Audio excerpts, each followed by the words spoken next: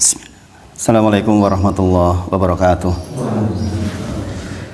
Alhamdulillahi haqqa hamdi nahmaduhu wa nasta'inuhu wa nastaghfiruh wa na'udzu billahi min syururi anfusina wa min sayyiati a'malina may yahdihillahu fala mudilla lahu wa may yudlilhu fala hadiyalah. Asyhadu an la ilaha illallah wa asyhadu anna Muhammadan abduhu wa rasuluh. Allahumma shalli ala sayyidina Muhammad wa ala ali sayyidina Muhammad.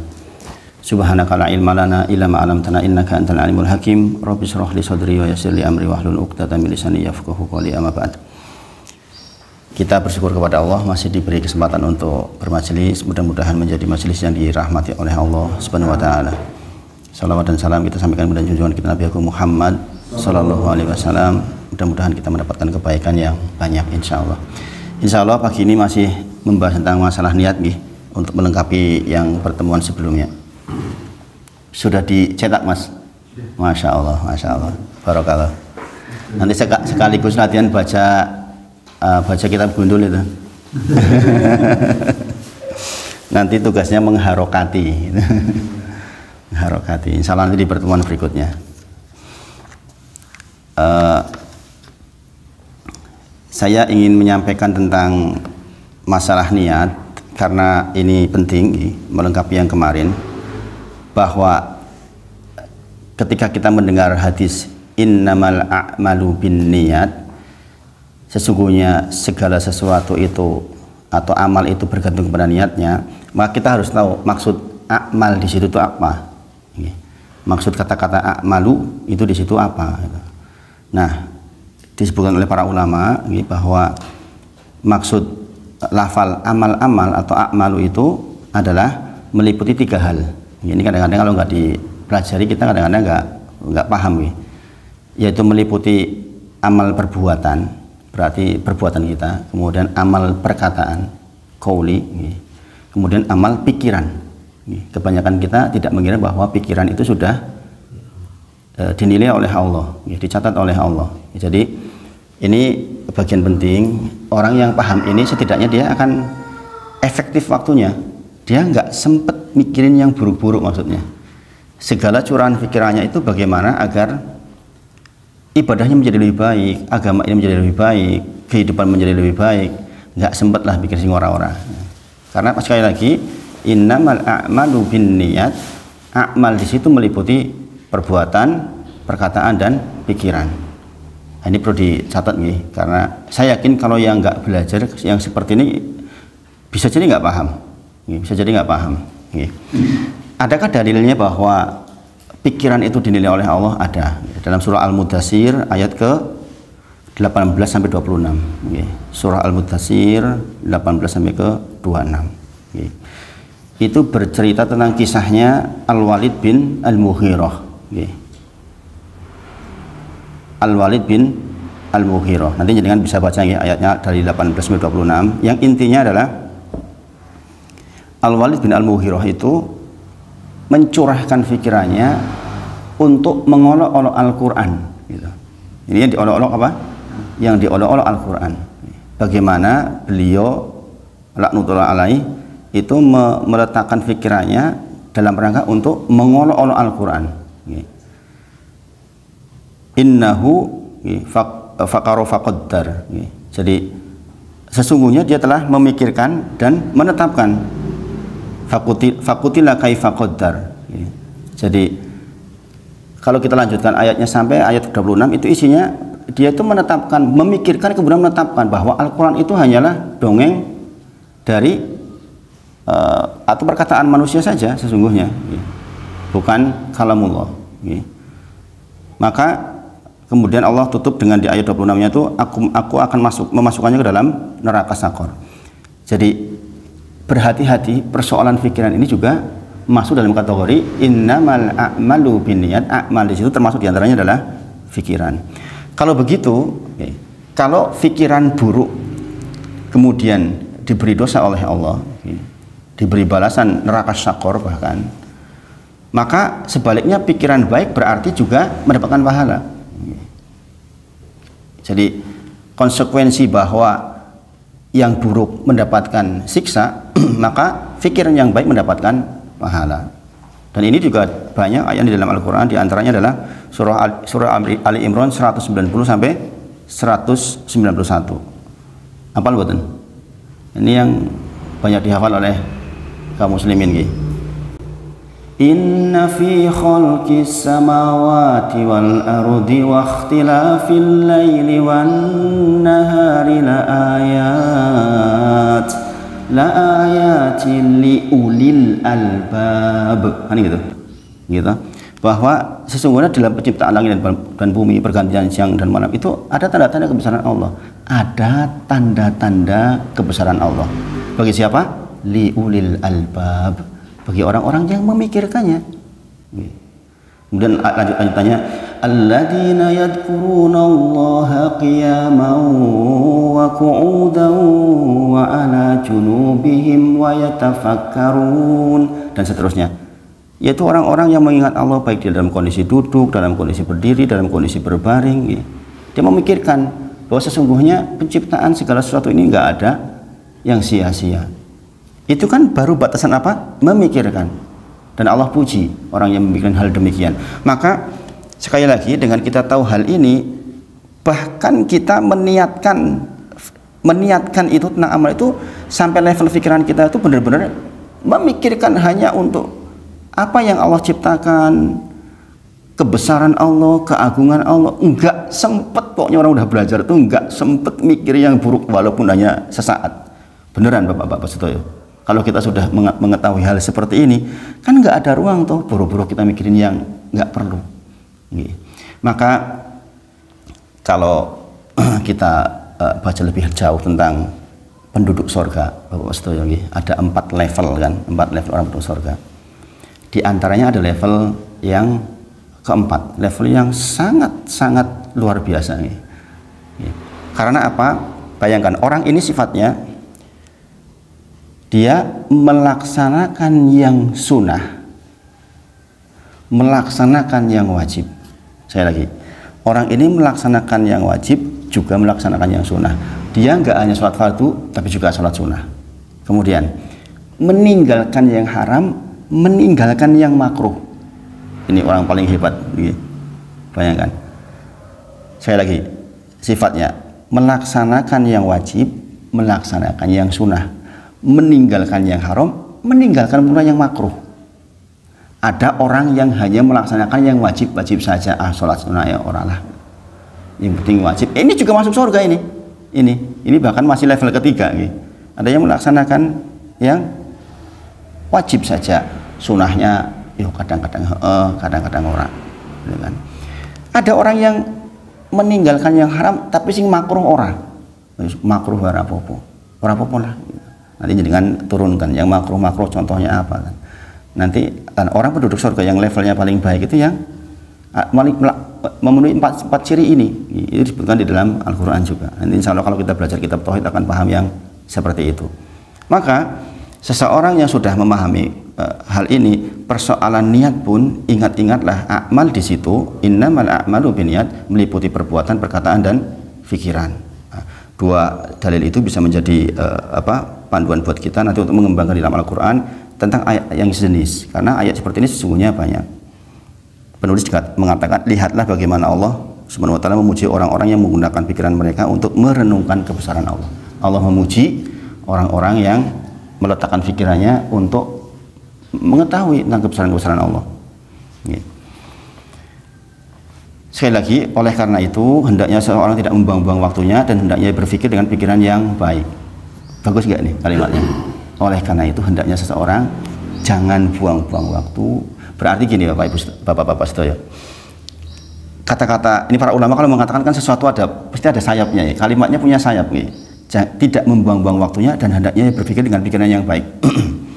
Kata-kata tidak membuang-buang waktunya dikaitkan dengan hadis ini. Sesungguhnya min husni islamin mar'i tarkuhu malayakni. Jangan perhatikan.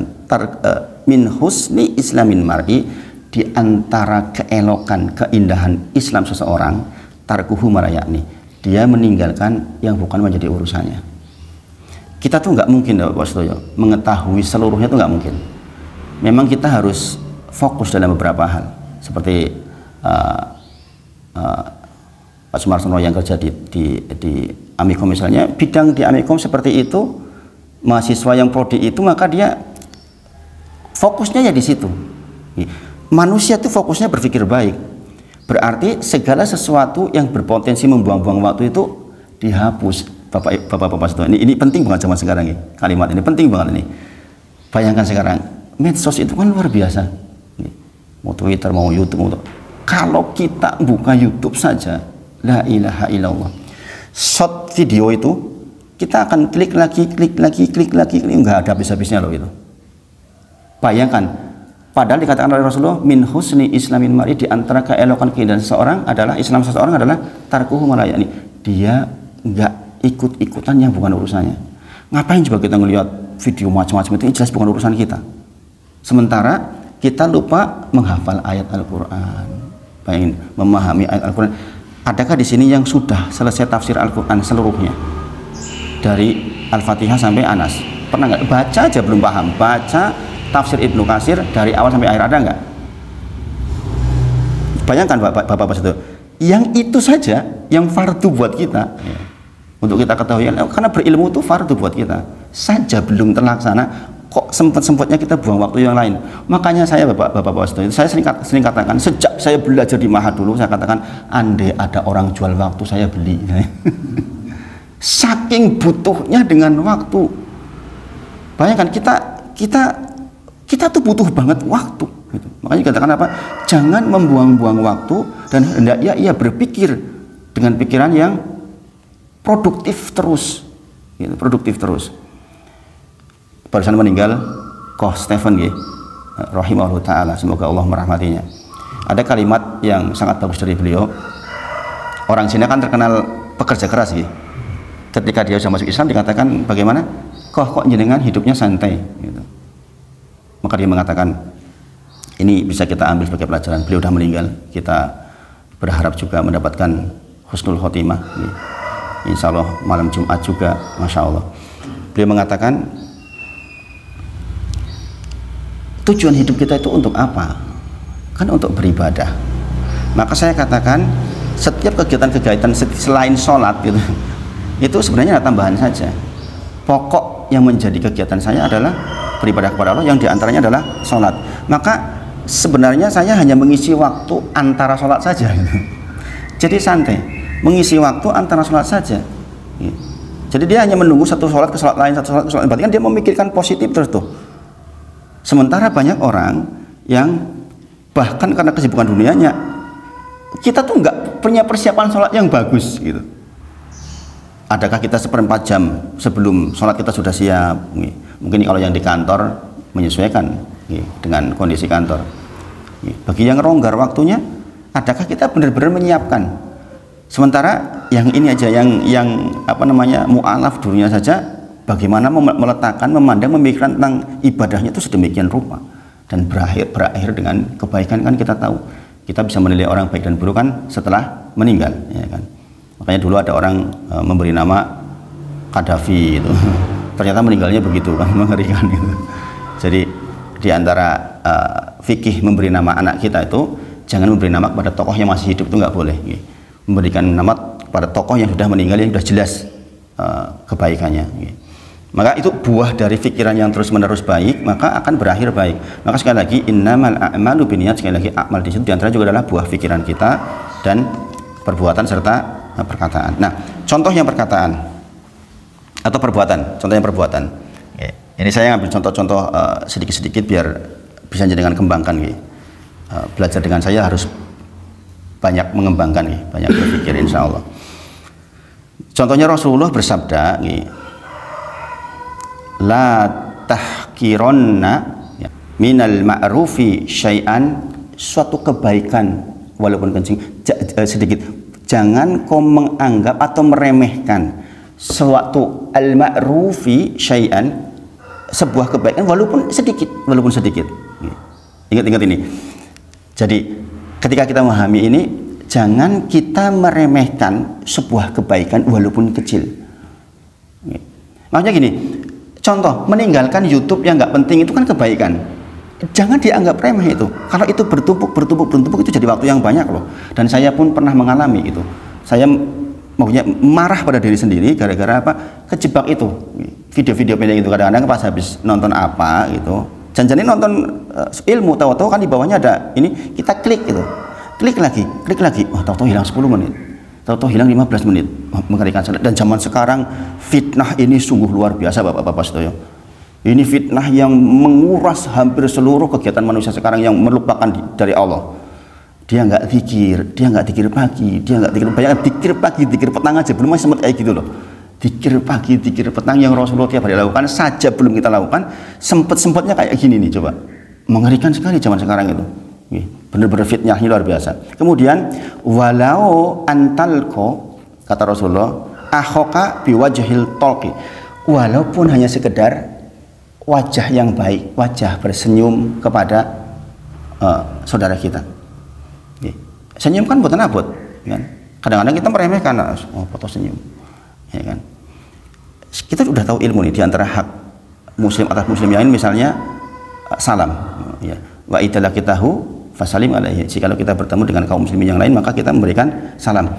Kadang-kadang kita meremehkan ketemu orang yang mungkin berikan salam saja enggak. Contoh ketemu di masjid, seperti ini ada orang pendatang yang kita tidak tahu siapa-siapa, kita lewat aja, padahal harusnya assalamualaikum. Gitu. Assalamualaikum, kalau di Arab ini assalamualaikum ya ahi, gitu. Kita salaman, masya Allah, itu kebaikan itu. Makanya Rasulullah sampaikan jangan remehkan, la tahqironna, jangan kau remehkan, gitu. Al ma'rufi, sebuah kebaikan, syai'an, walaupun hanya kecil sekali, bahkan hanya sekedar senyum kepada saudara panjenengan, itu sebuah kebaikan, jangan diremehkan. Karena apa? Sekali lagi, innamal a'malu binniyat, amal di situ meliput diantara juga adalah perbuatan yang akan dicatat oleh Allah. Nah, di sini disebutkan senyum bisa dilakukan untuk beberapa niat atau tujuan. Ada senyum yang dilakukan untuk menghormati saudara, ada yang untuk mengejek, ada yang marah, atau untuk menyatakan cinta kepada orang lain, kan begitu. Sama-sama senyum nih. Makanya dikatakan innamal a'malu binniyat. Itu perbuatan tuh, senyum itu perbuatan. Bisa menjadi kebaikan al-ma'rufi dengan niatnya. Saya dipahami. Sama tuh, sama-sama senyum. Kan bisa senyum ejekan. Kan ketok tuh, ya enggak? Antara satu senyum yang niatnya karena Allah, senyum karena kecintaan, senyum karena kecintaan berbeda. Makanya perbuatan itu dinilai dari niatnya. Bahkan sekadar senyum saja bisa cabangnya banyak, Masya Allah. Dengan demikian kita perlu mengetahui bahwasanya hidup ini tidak akan sia-sia jika diniatkan karena Allah Subhanahu wa taala. Hidup ini tidak akan sia-sia jika semuanya diniatkan karena Allah Subhanahu wa taala. Karena kelak kita akan dapati semua yang kita kerjakan tercatat di dalam buku catatan amal kita dan tidak akan ada yang luput. Ingat-ingat tuh. Ini sangat-sangat menjadikan kita bisa ma'rifatullah yang akan kita pelajari di usul salasa berikutnya. Seseorang yang selalu berusaha untuk melakukan sebuah perbuatan yang dia itu tahu kok ini ada catatannya, itu kan kejaga banget tuh. Coba malu nggak kalau kita berbuat catatannya ada loh besok, kan mengerikan sekali kan ketika kita dihisab. La ilaha illallah. Di antara yang membuat saya itu sangat takut mati, bapak-bapak sedoyo, itu ketika masih merasa terbebani dengan dosa, baik dosa kepada Allah maupun dosa kepada manusia. Itu yang membuat saya itu, ya Allah jangan mati sekarang, itu karena alasan itu diantaranya. Karena apa? Semuanya tercatat tanpa kecuali. Semuanya tercatat tanpa kecuali. Perbuatan kita tercatat, bahkan pikiran kita juga sudah dicatat oleh Allah Subhanahu wa taala. Allah berfirman di dalam surah Al-Kahfi ayat ke-49, ya, surah Al-Kahfi ayat 49 tentang bagaimana semua perbuatan itu dicatat oleh Allah. Kata orang yang menerima kitab besok, kita akan menerima kitab dari Allah Subhanahu wa taala. Kalau yang dari sebelah kanan berarti beruntung, kalau dari sebelah kiri atau dari belakang berarti orang yang merugi. Ma lihadzal kitab. Kitab apa ini? Jadi ketika kita menerima kitab, kita akan mengatakan ma lihadzal kitab. Kitab apa ini? Dikatakan la yughadiru saghiran wala kabiratan illa ahsaha. Kitab apa ini? Tidak ada yang luput, baik yang besar maupun yang kecil, illa ahsaha, kecuali tercatat di dalamnya. Nggak ada catatan manusia kok seluruhnya tercatat. Jadi ada nyatat sepertinya ada yang lewat kan. Catatan Allah itu lengkap. Maka iki kitab opo iki? Kok kabeh perbuatanku dulu yang kupikirkan, yang saya buat semuanya kok ada di sini. Tidak ada yang luput sedikit pun. Maka ada orang-orang kafir mengatakan, andai saya tuh nggak dapat kitab, megah gitu. Andai saya nggak dapat kitab aja. Dia mali hadal kitab apa ini? Nggak ada yang luput satupun, kecuali semuanya ahsoha, kecuali semuanya tercatat dengan rinci semuanya. Subhanallah. Kita tahu ini aja, kan ngeri mau berbuat buruk, ya nggak? Mau memikirkan hal yang buruk, naudzubillah. Coba kalau pemuda-pemuda zaman sekarang sudah belajar begini, mau duduk di majelis mendengar yang seperti ini, nggak sempat memikir yang porno-porno. Itu dinilai oleh Allah. Orang-orang yang terus-terang seperti itu dia akan mati di dalam kepornoannya, naudzubillah, karena orang akan dimatikan dengan kebiasaannya. Sebagaimana ada seseorang dulu meninggal ketika di mana itu kebakaran di 21, mana itu Jalan Solo dulu tuh, masih ingat nggak? Saya masih kuliah itu dulu. Ketika baru-barunya sebelum itu ada 21 kemudian kebakar tuh itu, masih ingat nggak? Tuh tahun berapa itu? Ada kisah suami istri yang baru menikah loh, ya kan, baru menikah kemudian nonton meninggal. Nah, bisa jadi orang ini udah meninggal, kita kisahkan ya. Bisa jadi orang ini memang hari-hariannya sebenarnya pengen janjian urung kelakon tuh ke ini sebenarnya pengen gitu, otaknya hatinya ingin sebenarnya ke 21, sehingga ditutup matinya dengan seperti itu. Maka hati-hati dengan pikiran itu, meskipun belum terlaksana janjiannya aku tuh pengen banget itu loh janjak nih gitu. Misalnya kayaknya dengan janjiannya aku pengen banget nonton bal live loh gitu. Ada mungkin di antara yang di Kanjuruhan itu mungkin dari sekian yang meninggal dalam kondisi mungkin dia baru satu kali nonton. La ilaha illallah. Maka berhati-hati dengan apa yang kita pikir, apa yang kita buat. Semuanya dicatat oleh Allah. Semuanya dicatat oleh Allah. Kemudian di dalam surah Al-Kahfi ayat 49 juga dikatakan, dan mereka dapati apa yang telah mereka kerjakan ada tertulis dan Tuhanmu tidak menganiaya seorang pun. Semuanya tertulis. Semuanya tertulis tanpa kecuali. Makanya ketika nanti kita di sidang itu ada seorang hamba yang bertanya, dan ini dalam beberapa kasus gitu. Sebenarnya ini pelajarannya di kitab Tauhid tentang ada orang, ya Allah, saya ada bagian yang kok saya merasa berbuat kok sekarang nggak ada gitu. Ini ada kebaikan dari Allah seperti itu. Orang naudzubillah pernah berzina, kemudian ternyata ditutup sama Allah. Ada yang seperti itu. Ya, sesungguhnya catatannya ada, kemudian Allah kasih keringanan karena kebaikan-kebaikan dan istighfarnya itu. Tapi ada orang yang hisabnya munakosah, berat banget, detil. Nanti di kitab Tauhid kita belajar tentang itu. Bagaimana kita memperoleh keadaan di mana kita hisabnya jangan sampai yang munakosah. Munakosah itu detil banget. Kalau di munakosah sama Allah, detil banget, itu artinya kita masuk neraka jahanam. Apa wae takoke. Tapi sebagian orang yang beriman kepada Allah, yang sungguh-sungguh itu akan diringankan oleh Allah di dalam hisabnya. Masya Allah, Masya Allah. Kemudian di dalam buku amal tersebut, malaikat tidak hanya mencatat perbuatan dan perkataan saja, bahkan niat juga termasuk yang dicatat. Bukan hanya mencatat perkataan dan perbuatan saja, niat pun dicatat. Niat pun dicatat. Sebagaimana yang hadis yang sangat terkenal yang jenengan juga insya Allah hafal, faman hamma, barang siapa yang meniatkan bihasanatin dengan suatu kebaikan, falam ya'malha, kemudian dia tidak mengamalkannya. Sudah diamalkan belum? Belum. Faman hamma, barang siapa baru niat bihasanatin dengan suatu kebaikan, kemudian falam dan tidak ya'malha, diamalkannya, maka katabahallahu lahu, dicatatkan oleh Allah lahu bagi dia, indahu di sisinya, hasanatan kamilah, satu kebaikan kamilah, sempurna. Sudah melaksanakan belum? Belum. Baru niat, jenengan niat sholat tahajud itu sudah langsung dicatat oleh Allah. Walaupun nanti malam jenengan nggak bangun, jenengan punya satu kebaikan. Bayangin. Maka berhati-hati betul. Ini persoalan yang sungguh lembut kalau kita mau pahami, menjadi orang yang hanya ingin produktif yang baik-baik saja kalau kita paham yang seperti ini. Jadi sekali lagi, innamal a'malu binniyat, a'malu di situ meliputi perbuatan, perkataan dan termasuk pikiran. Makanya disebutkan niat pun sudah dicatat.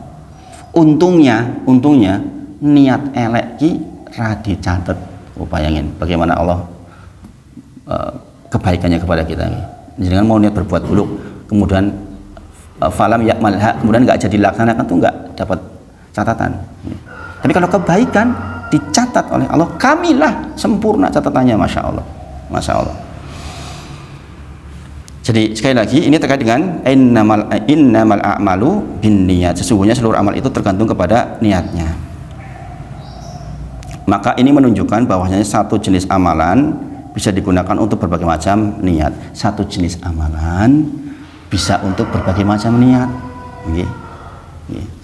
Ini diperhatikan supaya dengan paham ini diperhatikan. Satu perbuatan bisa diliputi dengan berbagai macam niat. Contohnya seseorang yang mengeluarkan hartanya untuk sumbangan.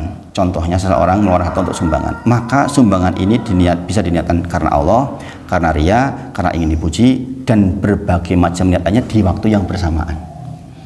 Bisa jadi ada orang yang niat karena Allah. Ini dia senang menjadi orang yang kelihatan. Di waktu yang bersamaan ini. Bisa jadi dia orang yang ingin ria. Di waktu yang bersamaan dengan dia niat karena Allah. Dia niat karena Allah, iya. Ini orang muslim insya Allah niat karena Allah kan. Tapi di waktu yang bersamaan dia juga tercampur dengan ria, perasaan ingin dipuji. Wah ini makanya saya katakan persoalan ini persoalan yang harus diikuti perbuatan yang mendukungnya. Contoh. Bisa nggak jenengan umroh tanpa ada foto satupun zaman sekarang? Umroh, haji, nggak ada foto satupun jenengan pulang. Bisa nggak zaman sekarang? Inilah fitnah zaman sekarang, susahnya. Sekarang itu malah foto di depan Ka'bah jadi status. La ilaha illallah. Bagaimana coba? Jadi status.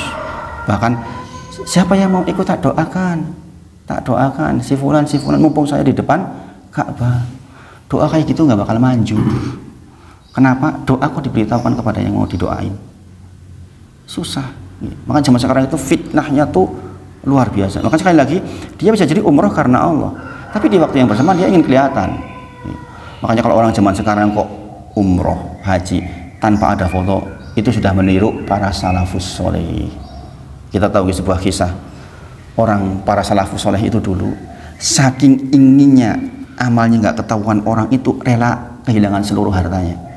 Seseorang disifati oleh Allah bakal menjadi penghuni surga. Kebaikannya sudah dicatatkan oleh Rasulullah. Maka kemudian temannya penasaran, apa sih orang ini kegiatannya?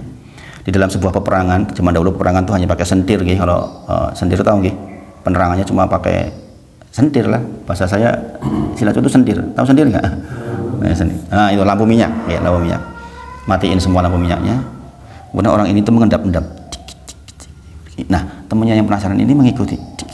Ya, mau foto wong ini. Kok ini orang jadi penduduk surga?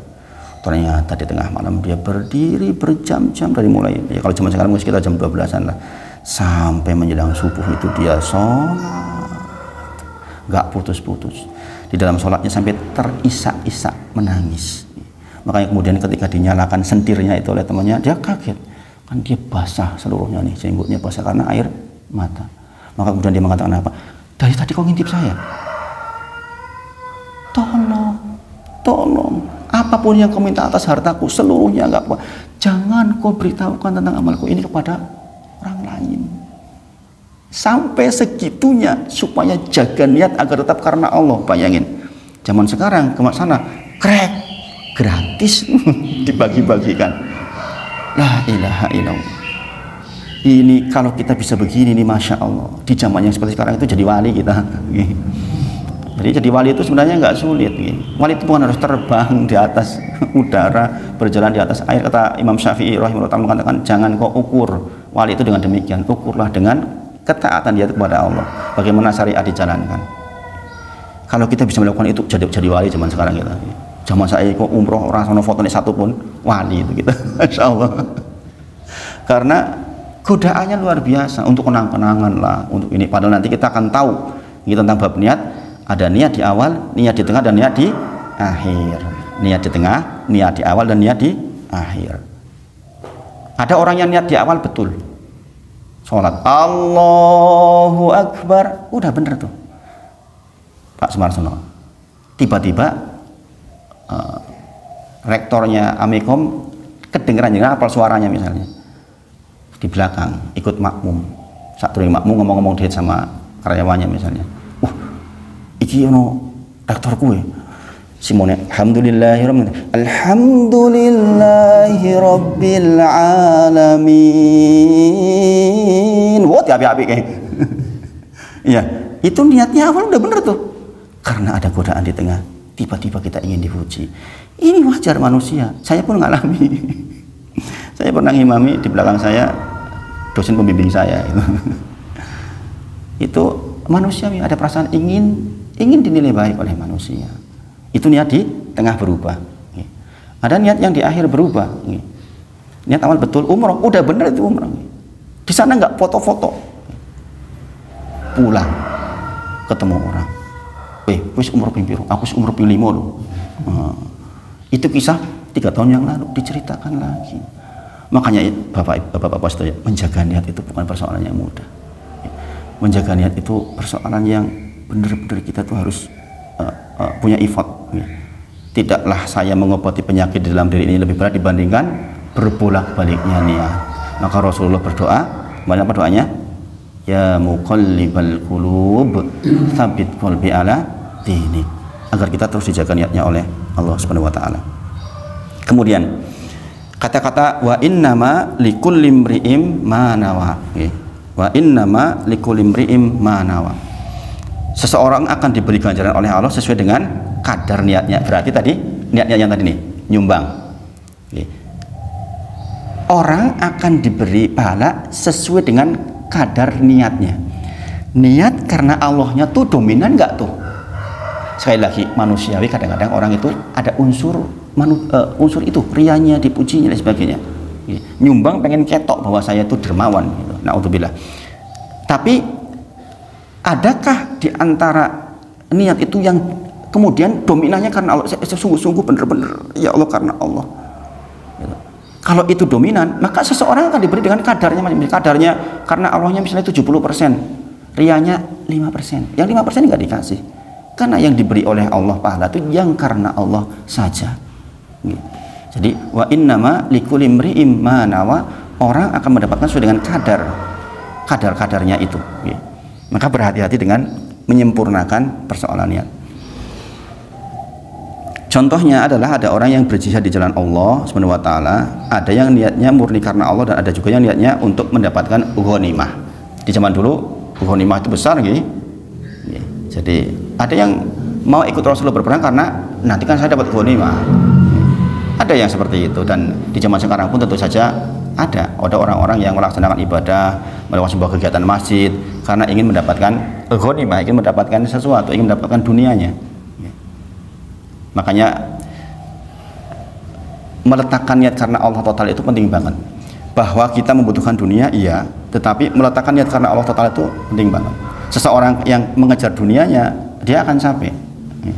Tetapi seseorang yang mengejar akhirat, maka Allah akan bimbing dia menjadi tenang, tentram, nyaman. Walaupun bisa jadi masih kekurangan. Podo-podo kekurangan, ngapain ribut coba?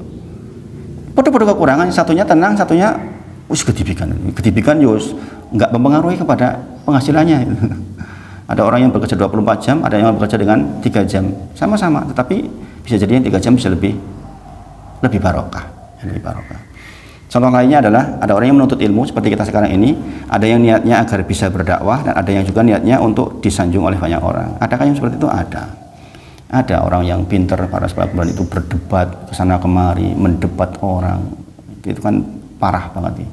Kita belajar tujuannya apa? Menghilangkan kejahilan kita sehingga kita bisa beramal di atas ilmu itu gitu. Tidak untuk mendebat orang. Makanya keliru kalau orang mempersangkai saya itu mendebat-debat orang, itu keliru. Saya itu paling nggak suka dengan debat. Dan Rasulullah menjanjikan sebuah rumah di tengah-tengah surga bagi orang yang menghindari perdebatan walaupun dia benar. Makanya, tapi ya sekali lagi fitnah zaman sekarang nih, acara yang hebat itu yang berjam-jam itu justru acara debat. Oh, dengan tahu yang rating paling tinggi acara apa? ILC. dari jam 8 sampai jam 1 diikuti oleh orang-orang, karena asalnya orang memang suka tergoda dengan setan. Dengan demikian kita dapati bahwasanya niat sangat banyak macamnya dan kadar pahala seseorang tergantung niatnya. Ibnu Mubarak berkata, nih penting ya, sudah saya sampaikan kemarin. Rubba itu artinya betapa banyak. Kalau jangan dengar kata-kata rubba dalam bahasa Arab artinya betapa banyak. Amalin, satu amalan, sohirin yang dia sohir kecil, tu'addomuhu an-niyatahu, menjadi besar karena niatnya.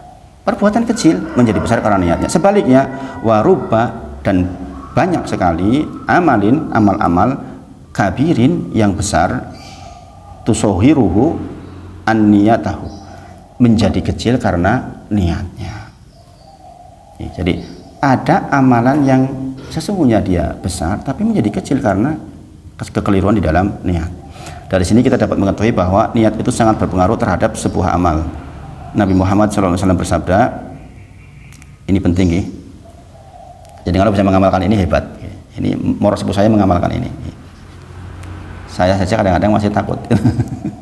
Man, barang siapa sa'alallaha, meminta kepada Allah, sahadata bisidqi, minta mati sahid bisidqi, dengan jujur di hati. Ya Allah, aku tuh bener-bener pengen mati sahid beneran loh ya Allah, dari hati yang paling dalam. Ini yang diminta oleh mertua saya sekarang ini. Jadi ingin minta mati sahid. Mati sahid banyak nih, identiknya dengan sesuatu yang mengerikan kan. Cuman dulu perang, ya kan. Makanya kalau jenengan lihat sejarahnya, misalnya seperti Umar bin Khattab, Utsman bin Affan, Ali bin Abi Thalib, bagaimana cara meninggalnya? Umar bin Khattab itu tetap di Madinah loh, tapi tetap ditusuk. Allah kirimkan orang untuk menuju ke sana, kan nggak perang. Kemudian kita tahu Utsman bin Affan, saya kalau baca kisahnya tuh suka teriris-iris hatinya. Bayangkan dia tuh dicacah-cacah di depan keluarganya loh, pemimpin loh, presiden zaman sekarang, ya kan, dia dibunuh di depan keluarganya. Bayangin. Ya, tapi itu memang mereka adalah orang-orang yang termasuk seperti ini. Man sa'alallah, barang siapa yang minta syahadah, dia mati syahid bisidqi, dengan sungguh-sungguh, maka kata Rasulullah, ballaghuhullahu, maka Allah akan kasih dia manazila syuhada'i, derajat syuhada. Ini kabar baiknya. Wa in mata, walaupun dia meninggal, ala firasihi, walaupun dia meninggal di atas kasurnya. Ingat kisahnya siapa panglimanya paling hebat? Bukan, Khalid bin Walid. Minta tuh perang saiki mudah-mudahan terbunuh, sahid, enggak terbunuh sampai akhirnya meninggal di atas kasurnya, tapi beliau tetap seorang syuhada. Nah, apa maksudnya ini? Jadi kalau niat kita bener nih, niat pengen bener-bener mati syahid, jujur, maka Allah akan kasih mati syahid kita walaupun kita meninggal di atas tempat tidur kita, maksudnya. Jadi berani nggak berdoa seperti ini? Minta mati syahid berani? Mati syahid bisa jadi ketabrak kereta, tenggelam, ditusuk orang, ya kan? Tapi kalau kita sungguh betul-betul, maka walaupun kita di atas tempat tidur kita, Allah akan kasih itu. Saya tidak tahu berkesudahan seperti ini, bapak mertua saya yang selalu doa seperti ini. Saya tidak tahu akan seperti apa akhirnya. Nanti akan jadi contoh dan cerita buat saya, insya Allah. Karena beliau benar-benar ingin. Gitu. Ketika tahu tentang hadis ini, sejak saat itu saya minta kepada Allah mati syahid. Saya minta kepada Allah mati syahid. Gitu. Terus dia nggak pernah putus-putus. Orang sepuh saya itu jam 1 malam itu sudah mulai zikir, bapak-bapak itu ya, sampai subuh. Jadi kalau saya bangun jam 1 malam, dia sudah zikir la ilaha illallah terus sampai pagi. Jarang kan zaman sekarang orang kayak gitu. Umurnya udah 80 sekian tahun, masih ke sawah, masih ngimami masjid, masya Allah. Dan betapa banyak orang yang terbunuh di antara dua pasukan perang, ternyata Allah lebih mengetahui niatnya. Sebaliknya, kalau niat kita nggak bener, maka ada orang yang bahkan berperang di jalan Allah, terbunuh di antara kilatan pedang, tapi Allah lebih tahu niatnya. Maksudnya ada yang nggak niatnya karena Allah tuh. Sementara ada orang yang di atas tempat tidurnya dia meninggal sederajat dengan syuhada. Tapi ada orang yang dia berperang di jalan Allah, terbunuh di antara kilatan pedang, tetapi dia hanya ingin menjadi seorang kesatria. Maka meletakkan niat itu harus benar-benar tepat. Nah, ini beberapa hal yang terkait dengan niat. Masih belum selesai sebenarnya, ada beberapa hal yang lain terkait dengan itu tadi, masalah bahwa kita menjaga niat dari awal, tengah, dan akhir. Karena kalau kita gugur di tengah, sebagian pendapat yang mengatakan bahwa kita gugur pahalanya. Orang sholat di awal bagus, di tengah kemudian berubah niat, sampai akhir dia berubah niat, maka bisa gugur. Sebagian berpendapat masih dapat pahala walaupun tidak sempurna. Termasuk tadi haji, pulang sudah dapat hajinya bagus, kita pulang setahun berikutnya kita cerita, wih haji ping piro, aku haji ping 5 loh. Nah itu sebagian ulama berpendapat gugur yang sudah lalu. Sebagian yang lain berpendapat bahwa dia tetap dapat pahala haji dan umrohnya, tapi dia dapat dosa karena rianya. Mudah-mudahan yang kedua yang betul, mudah-mudahan. Tetapi ada pendapat yang mengatakan bubar. Makanya menjaga niat dari awal sampai akhir itu penting sekali. Nah, mudah-mudahan ini juga bisa kita terapkan di seluruh kegiatan kehidupan kita. Persoalan niat ini, karena ini persoalan yang aku dengan sholat, jangan duduk seperti ini, dengan mencari nafkah untuk istri, membiayai anak-anak, menyekolahkan anak di pondok, niat karena Allah. Sehingga kita tuh nggak berharap apa-apa sesungguhnya secara duniawi kepada anak kita. Saya insya Allah tidak berharap apa-apa terhadap dunianya anak-anak saya. Saya nyekolah di pondok, ini kewajiban saya. Allah nyuruh saya membimbing anak-anak. Sudah. Makanya kalau orang yang ada, sehingga terhindar dari kata-kata gini, bapakmu kesel lu, mau pengen kue nyekolah kayak kue duit tok entek gak kue, itu nggak bakal keluar begitu itu. Karena Allah kok, ya kan, bukan karena yang bersangkutan, itu kewajiban kita. Sudah total karena Allah. Maka sekali lagi pesan saya, min husni islamin mar'i tarkuhu malayani. Nah, terkait dengan ini, quote untuk hari ini saya sampaikan, saya di beberapa tempat sampaikan ini tentang sholat kita, karena ini urgent. Dengan sholat kan pasti dimulai dengan takbiratul ihram, ya enggak? Ini saya katakan supaya jadi khusyuk dan bisa menjaga niat. Takbiratul ihram. Takbiratul ihram itu apanya? Angkat tangannya atau ucapannya? Ucapannya. Angkat tangannya sunnah. Jadi yang rukun adalah ucapan Allahu Akbar. Nah sekarang ihram itu artinya apa? Ihram artinya mengharamkan. Ini penting Bapak-bapak sedaya. Baik, takbiratul ihram adalah takbir yang mengharamkan. Mengharamkan atas apa? Mau entok ngobrol kaya tonggo nek saiki wis ora. Ketika takbiratul ihram batas. Tadinya boleh tengok-tengok, sekarang sudah tidak. Kita lagi menghadap Allah. Tadinya boleh begini menghadap kepada Allah, nggak boleh kita lihat ke atas. Tadinya kita boleh bisik-bisik, sekarang udah nggak boleh bisik-bisik lagi. Nah, orang yang paham ini, dia sholatnya akan khusyuk karena niatnya udah bener. Saya tuh niat karena Allah total. Maka antara takbiratul ihram yang mengharamkan tadinya yang boleh-boleh, sampai kemudian dihalalkan lagi. Dihalalkannya dengan apa? Salam. Wa tahliluha bisalam, bitaslim.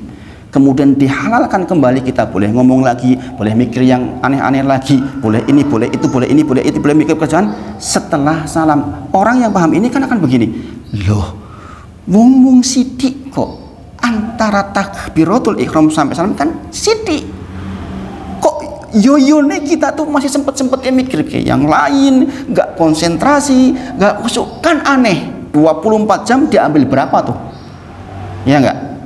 Coba Bapak Presiden, kita paham arti ihram saja sudah membantu kita sholatnya khusyuk. Kita kan jadi rela banget. Oh iya ya, ini batas Allahu Akbar. Saya udah batas ini, bahwa saya nggak boleh lagi yang warna-warna yang membuat saya nggak khusyuk. Saya hanya menghadap ke Allah saja. Nanti kalau saya punya keperluan setelah salam. Paham ini insya Allah membantu menanamkan niat kita betul di sepanjang sholat kita insya Allah. Dan mudah-mudahan ini bisa diamalkan. Beberapa jamaah mengatakan jazakallah ya Ustaz, pengetahuan ini baru buat saya, sudah umur 60 tahun baru tahu yang beginian katanya. Dan dia mengatakan setelah praktek itu saya lebih khusyuk sholatnya, lebih ridho meluangkan waktu untuk Allah, karena tahu ini saya udah dibatasi dan nanti batasan halalnya lagi kapan. Kan nyaman kalau seperti itu. Gini Bang. Nah, mudah-mudahan kita bisa praktek. Kita akhiri dengan kafaratul majlis. Subhanakallahumma wa bihamdika asyhadu alla ilaha illa anta astaghfiruka wa atubu ilaik. Wa akhiru da'wana alhamdulillahirabbil alamin. Assalamualaikum warahmatullahi wabarakatuh.